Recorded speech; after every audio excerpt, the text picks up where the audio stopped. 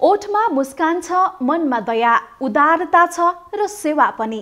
त्यसैले त आज नेपाल स्काउटको गौरवशाली 69औं वर्षको इतिहास छ। शिखर जस्तै उच्च छवि बनाएको नेपाल स्काउट र यसका स्वयंसेवकहरूले अथाह सङ्घर्ष गरेका छन्। युवाहरूलाई देशप्रेम र अनुशासनको पाठ पढाएका छन्। बालबालिका तथा युवाहरूले पनि स्काउटिङमा अवसर देखेका छन्। त्यसैले त स्काउटिङ हरेक अभिभावक र विद्यालयको रोजाइ बनिरहेको छ। नमस्कार, म सृजना राई। मेरो स्काउटमा यहाँहरूलाई हार्दिक स्वागत छ।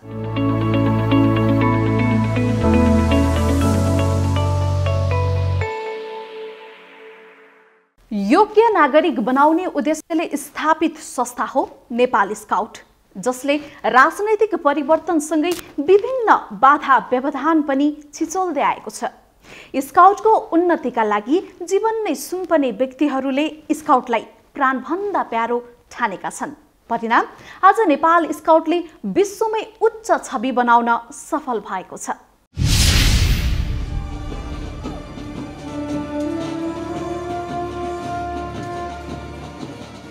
यो दृश्य 1 वर्ष अघि पोखरामा सम्पन्न रोभरमुट कार्यक्रमको हो, जहाँ पहिलो पटक हजारौंको संख्यामा युवाहरू भेला भएका थिए।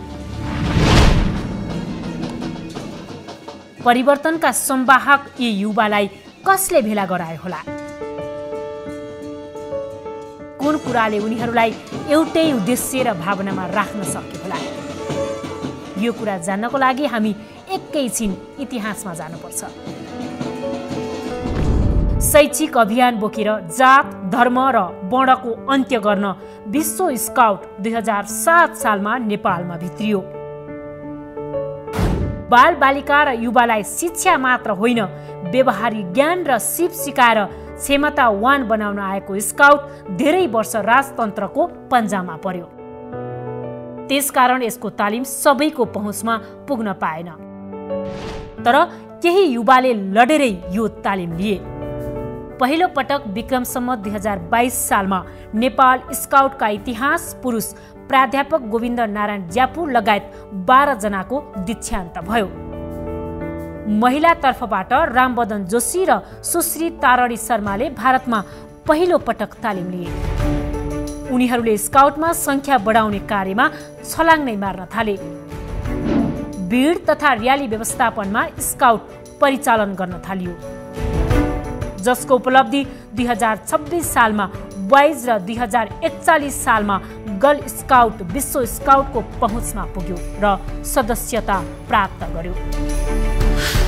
विक्रम सम्वत 2050 सालमा नेपाल स्काउटको पहिलो ऐन बन्यो। विश्व ज्याम्बोरीमा पहिलो पटक नेपाल पनि सहभागी भयो। फलस्वरूप स्काउट तालिमका दायराहरू बढ्न थाले र स्काउटिङ संख्याले आशा लाग्दो रूप लियो। 2062-63 को आन्दोलनले जब राजतन्त्र हट्यो अनि स्काउटको संरक्षक प्रधानमन्त्री बन्ने व्यवस्था बन्यो र नेपाल स्काउटका पहिलो संरक्षक गिरिजा प्रसाद कोइराला बने। आज साहसिक कार्यदेखि सामाजिक उत्तरदायित्वमा स्काउटिङ अग्रपंक्तिमा छ। समाजमा बढ्दो हिंसा र अन्धविश्वासलाई चिर्न युवाहरू सक्रिय रूपमा लागेका छन्। विश्वका धेरै देशमा स्काउट विदेशी संस्थाको रूपमा अझै चलिरहेको छ। तर नेपालमा भने स्काउटलाई सरकारको संरक्षण मिल्दै गयो। फलस्वरूप नेपालकै ठूलो स्वयंसेवक संस्था नेपाल स्काउट बन्यो,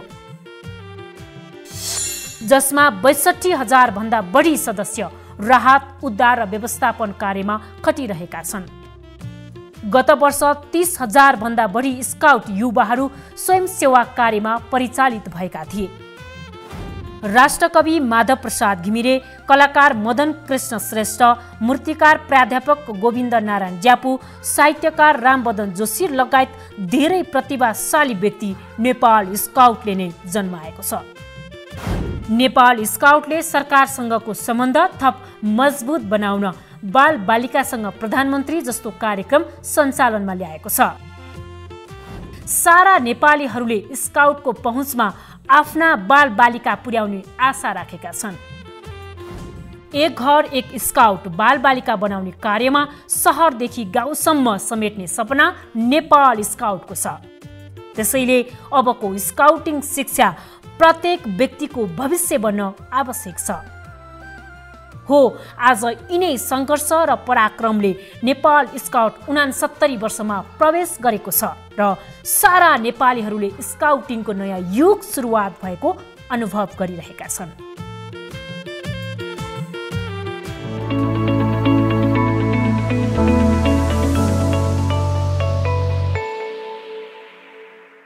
नेपाल स्काउटले आगामी दिनमा विश्व प्रतिस्पर्धी युवाहरू तयार पार्ने उद्देश्य राखेको छ। त्यसका लागि कोरोना महामारीका बीच पनि स्काउटले युवा युवतीहरूलाई अभिप्रेरित गर्न निरन्तर तालिमहरू सञ्चालन गरिरहेको छ। अहिले चाहिँ हामीले यो भर्चुअल युथ फोरम नेपालको इतिहासमा फर्स्ट टाइम गर्दैछौँ।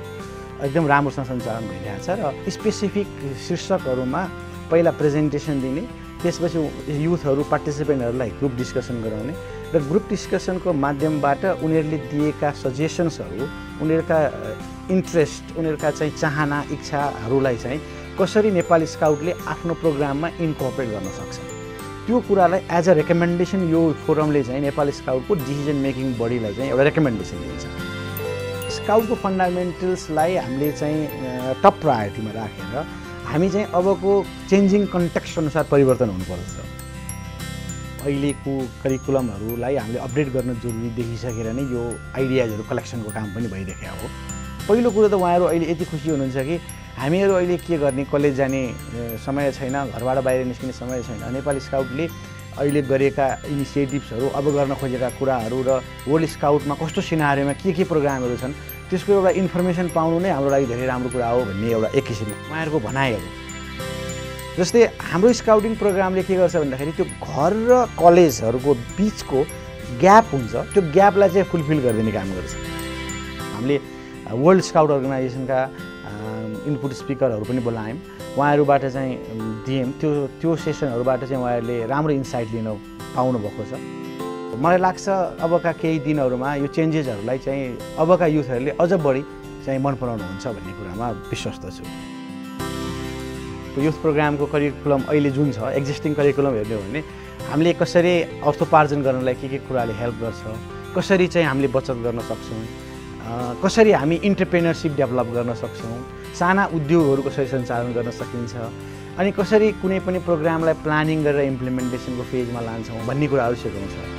त्यसले गर्दाखेरि मलाई लाग्छ अफकोर्स अब एउटा इस्ट्याब्लिस इन्टरप्रेनर बन्नको लागि उसले जुन स्टेजबाट सुरु गर्नुपर्छ त्यो स्टेजको चाहिँ हामीले पुलको काम गर्दैछौँ। राज्यले त्यस्ता प्याकेजहरू ल्याउनु पर्यो जसले गर्दाखेरि हामीले केही गर्न सक्छौँ, हामीसँग यो क्यापासिटीहरू छ भन्ने कुराहरूको एउटा पोजिटिभ भाइब क्रिएट गर्न सक्ने पहिला रहनु पर्दछ। दे वर हाइली एक्साइटेड कि एकदम राम्रो प्रोग्राम भइरहेछ, हामी यस्तो प्रोग्राम चाहिँ अझै गर्न सक्छौँ भन्ने किसिमको मोटिभेसन छ। स्काउटिङ भनेको सेल्फ डेभलपमेन्ट मोडालिटी हो, एउटा चाहिँ गुड र स्मार्ट सिटिजन डेभलप गर्ने काम हो।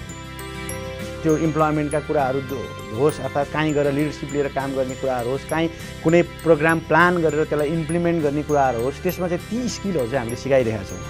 र त्यसले धेरै मान्छेहरू जो पहिला आफ्नो युथ एजमा स्काउटिङ हुनुहुन्थ्यो उहाँको सक्सेसको पछाडि के छ भन्दाखेरि धेरैले चाहिँ म स्काउट थिएँ त्यो भएर चाहिँ यो स्किल मैले सिकेँ भन्ने कुराहरू भन्नुहुन्छ।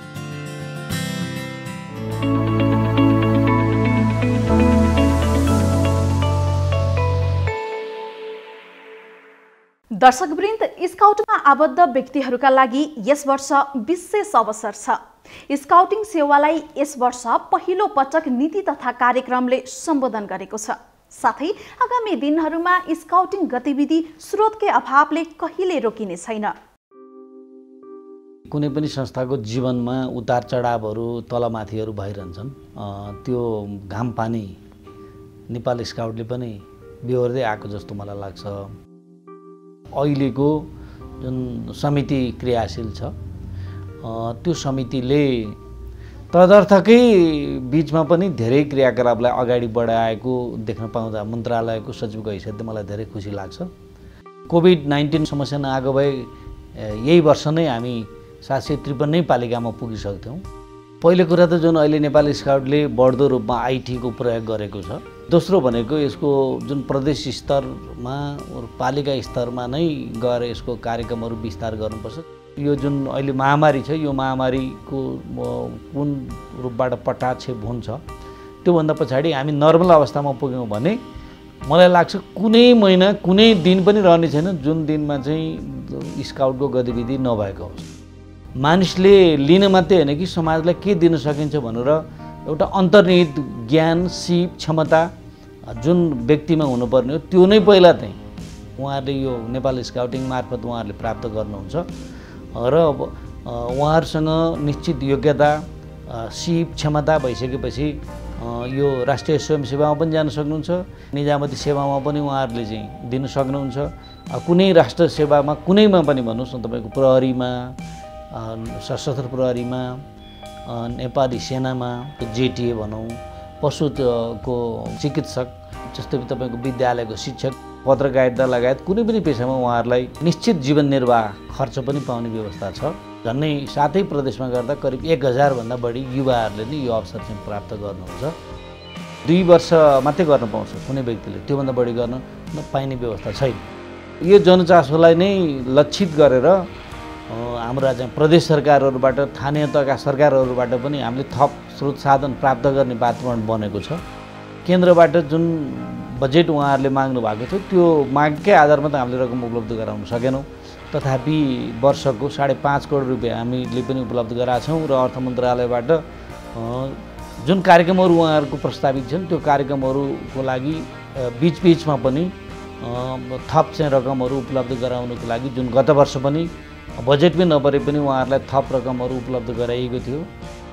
कोही पनि तयार नभएको बेलामा हाम्रा चाहिँ युवा युवतीहरू जो स्काउटर थिए उहाँहरूले यो लासको सद्गत गर्ने कार्यमा समेत जुन तत्परता देखाउनु भएको छ, त्यसले गर्दाखेरिमा साह्रै एउटा नयाँ चाहिँ भाइब्रेसन चाहिँ क्रिएट भएको छ। तथापि मानिसहरू जुनसुकै ठाउँमा जेमा गए पनि पहिलो कुरा चाहिँ यो मुलुकलाई र यो समाजलाई मैले के दिन सक्छु भन्ने भावनाको विकास भनेको चाहिँ नेपाली स्काउट मार्फत नै हुन्छ। उहाँहरूलाई सामान्य नागरिकभन्दा पृथक र एउटा विशेष नागरिक बनाउनको लागि महत्त्वपूर्ण भूमिका त नेपाल स्काउटले खेल्न सक्ने वातावरण त सृजना भइसकेको छ नि त।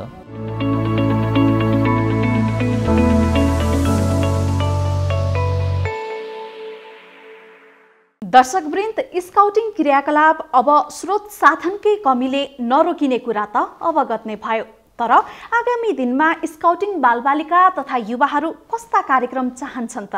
काठमाडौँ भ्यालीमा मात्र नभएर ग्रामीण क्षेत्रहरूमा पनि स्काउटिङको विकास होस् र जहाँबाट सकिन्छ सो ठाउँबाट नै स्काउटिङको विकासको लागि सहयोग गर्नुहुनेछ भन्ने शुभकामना दिन चाहन्छु। लोक सरले नै अहिले धेरै लिडरसिपको जिम्मा लिनुभएको छ स्काउटको र उहाँकै अनुरमा हामीले अब काम गरिरहेको छौँ र जहाँसम्म लाग्छ अब यो स्काउटिङ चाहिँ धेरै फ्लोरिस हुने गर्छ। यसले टिमवर्क सिकाउँछ अनि लाइफलाई चाहिने एसेन्सियल स्किल्सहरू पनि सिकाउँछ। 2-3 वर्ष अगाडि नै म गोटा स्काउट ट्रुपको ट्रुप लिडर बन्न पाएको थिएँ, जसकारण मैले एउटा लिडरसिपको क्वालिटीको एक्सपिरियन्स पनि गर्न पाएँ। Leadership, teamwork, personality development, discipline, यी सम्पूर्ण विषयहरू मन परेको कारणले म स्काउट्स भएको। फ्युचरमा जे पनि बन, डक्टर बन, इन्जिनियर बन होइन, तर यदि तिमीसँग त्यो एउटा स्काउटर बन्ने एउटा इन्ट्रेस्ट छ भने आई थिङ्क तिमी जस्तो हिसाबले पनि स्काउटिङ गर्न सक्छौ, आफ्नो लाइफमा जसरी पनि त्यसलाई अकुपाई गर्न सक्छौ। स्काउटिङको उद्देश्य भनेको नै युवाहरूको विकासमा शारीरिक, बौद्धिक, सामाजिक, संवेगात्मक र आध्यात्मिक क्षेत्रमा योगदान पुर्याउनु हो। यसले युवालाई व्यक्तिगत विकासका साथै असल योग्य नागरिक बनाउन प्रेरित गर्छ। सो यसले चाहिँ हामीलाई कुनै पनि काम गर्नलाई इन्ट्रेस्ट जगाउँदै जान्छ। यदि म स्काउट नभएको भए चाहिँ कि त यहाँनिर स्काउट नभएको चाहिँ हामीले लाइफमा इन्जोयमेन्ट, डिसिप्लिन अनि बाँकी अरूलाई कसरी सिकाउने त्यो कुराहरू चाहिँ ल्याक गर्थ्यौँ। नेपाल स्काउट परिवारलाई वार्षिक उत्सवको उत्तरोत्तर प्रगतिको कामना व्यक्त गर्दै नेपाल स्काउटका राष्ट्रिय संयोजक श्री लोकबहादुर भण्डारी सर लगायतको टिमलाई उहाँहरूको सफल कार्यकालको लागि पनि हार्दिक मङ्गलमय शुभकामना व्यक्त गर्न चाहन्छु। जब दाइ दिदीहरू स्काउटमा यता स्कुलमा जोइन गरेको देख्दै अनि बाहिरतिर पनि भोलिन्टियरहरू देख्दै शिवरात्रि यसो चाडबाडतिर अनि आफूलाई पनि सिक्न रहर लाग्थ्यो। एकचोटि जाम्बोरीको लागि गएको थिएँ, त्यतिखेर धेरै कुरा सिकेँ। जीवनमा स्काउटको सकारात्मक पक्ष के हो भन्ने कुरा जानकारी गराउनु पर्दछ। जुन कार्य अब नेपाल स्काउटले यसै वार्षिक उत्सवको अवसर पाएर प्रदेश तथा स्थानीय तहमा नेपाल स्काउटको ऐन अनुसार समिति चाँडोभन्दा चाँडो बनाउनुपर्छ र चुनावी प्रक्रियालाई अगाडि बढाउनु पर्दछ। आगामी दिनमा पनि नेपाल स्काउटले दुर्गम क्षेत्रमा पनि स्काउटलाई पुर्याइदियोस्, फैलाइदियोस् भन्ने मेरो कामना छ। युवा युवतीमा फैलिएको विकृति र विसङ्गतिलाई परिवर्तन गराउँदै एक जिम्मेवार नागरिक र सक्षम युवा युवती उत्पादन गरी नेपाल स्काउटको शिक्षा फैलाउँदै सकारात्मक शिक्षा फैलिएको हेर्न चाहन्छु। आफ्नो सेफ्टीको साथ र अरूलाई पनि हामी रेस्क्यु गर्ने ट्रिक र अरूको लाइफलाई इजी हुने कामहरू गरिरहन्छौँ, त्यसैमा हामीलाई प्राउड लाग्छ। नेपाल स्काउटले नेपालमा जुन खालको सेवा र अन्य गतिविधि गर्दै आएको छ त्यसको म मुक्त कण्ठले प्रशंसा गर्न चाहन्छु र सबै स्कुलमा एउटा अनिवार्य एउटा पाठ्यक्रममै समावेश गर्न सकियो भने बेसिक नलेज त सबै बालबालिकाले लिन सक्थे। यो कुरा पनि नेपाल स्काउटलाई म सुझावको रूपमा राख्न चाहन्छु। अहिलेसम्म जुन प्रोग्रेस भएको छ हाम्रो यहाँ र अझै इन्भल्भमेन्ट चाहिँ बढाउनुपर्छ जस्तो लाग्छ मलाई। स्काउटिङको 69औं जुन नेपालमा हामीले वार्षिकोत्सव मनाउँदैछौँ त्यसको लागि म सबैलाई चाहिँ शुभकामना दिन चाहन्छु। हामी नेपाली स्काउट हौँ र हामी जिन्दगीभर स्काउटिङ पालना गर्दछौँ। Once a scout, always a scout. Nepal स्काउटलाई वार्षिक उत्सवको हार्दिक मङ्गलमय शुभकामना।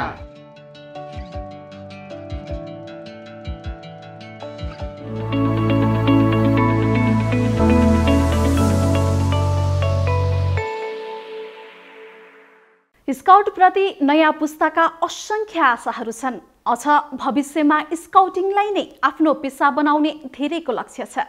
स्काउटले पनि यसै वर्षबाट नयाँ युगको सुरुवात गरेको घोषणा गरेको छ, जहाँ हामी जस्ता युवाहरू पहिलो प्राथमिकतामा परेका छौँ।